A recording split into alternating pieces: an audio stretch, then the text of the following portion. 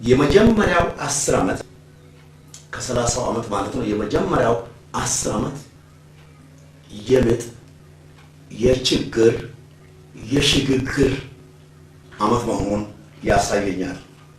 በዚህ ጊዜ የበሽታ ብዛት፣ ወረርሽኝ፣ ጦርነት፣ አለመስማማት በቤተ ክርስቲያን መካከል የተለያዩ ሽኩቻዎች፣ ሐሜት፣ አሉባልታ እነዚህ ይበዛሉ። በዚህ ጊዜ በታምራት የተሞሉ ሕፃናት በ7 ዓመት በመንፈስ ቅዱስ መሞላት ይጀምራሉ። በመንፈስ ቅዱስ መጠመቅ ይጀምራሉ። እነዚህ በሚቀጥሉት 2 ታሪካዊ ዓመት 2 10 ዓመታት በድንቅና በተአምራት ተሞልተው በዚያ ዓመት ውስጥ የሚስዮናዊ አገልግሎት ለማገልገል ሲዘጋጁ ይታያል። በእነሱ የኢትዮጵያ ቋጠሮ ይፈታል። ልጆች አሉሽ ገና ተግተው የሚነሱ ለነሲሉ መውደቅ ከልብ የሚሳሱ የተገባልሽ ቃል እርግጥ በእነዚህ ዓመታት ማለት የመጀመሪያው 10 ዓመታት የልማት አውታር ይጀምራል። የቀደሙት ሰዎች የልማት አውታርን እያጠፉ ነው የመጡት። አሁን ግን የሚመሰረተው የልማት አውታር አይጠፋም፣ ይቀጥላል። ማለት ሁለተኛ 10 ዓመት ሰዎች ከእንቅልፍ ይነቃሉ፣ ብዙ የፈጠራ ስራዎች ይጀምራሉ፣ የልማት እንቅስቃሴዎች ይጀምራሉ። ቅድም እንደተናገርኩ የውጭ ሳይንቲስቶች እና የሀገር ሳይንቲስቶች ስራቸውን ሰፋ ማድረግ ይጀምራሉ። ሰላም ይሰፍናል። ክርስቲያን ራሱን ማየት ይጀምራል። ተሐድሶ በዚህ ጊዜ በኃይል በኢትዮጵያ ላይ ይጀምራል። ማለት መንፈሳዊ ተሐድሶ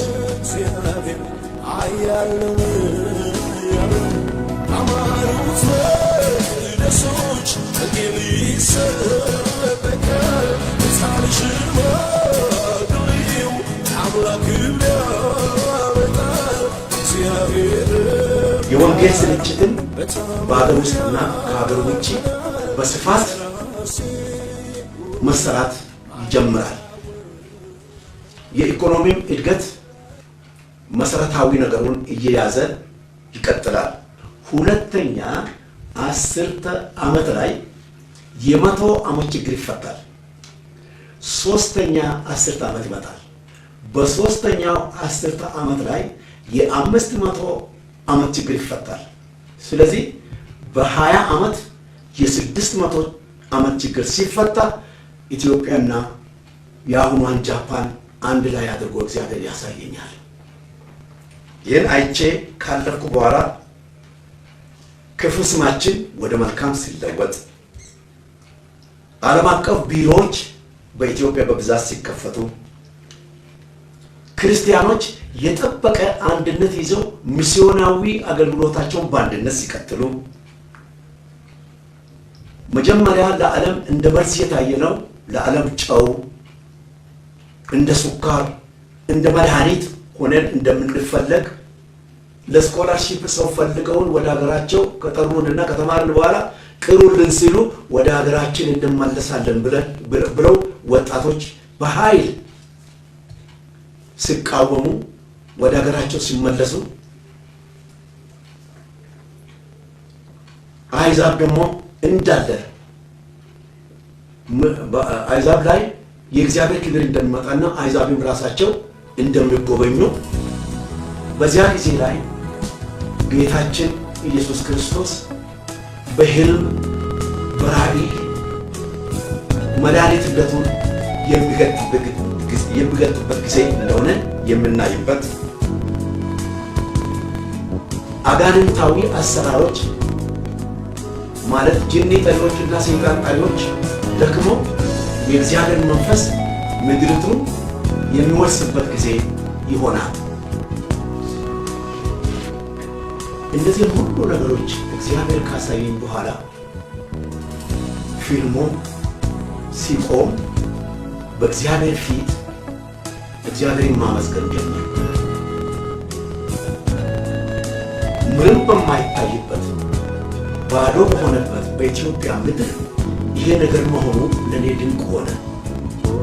ስለዚህ ይህንን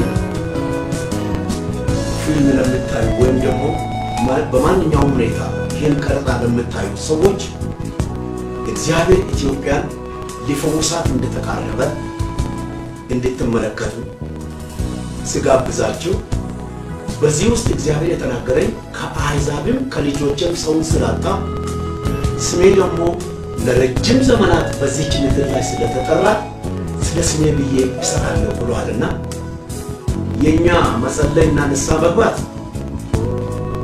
የበረከቱን ዘመን ያሳጥርልናል።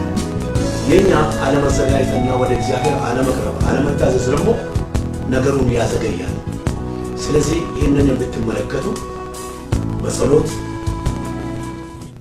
እንደገና ደግሞ እርስ በርሳችሁ በመንገር የእግዚአብሔር ሥራ የሚስፋፋበትን ምድርቱ ደግሞ የምትፈወስበትን የጸሎት ጊዜ በግላችሁ ሆነ በማህበር አድርጋችሁ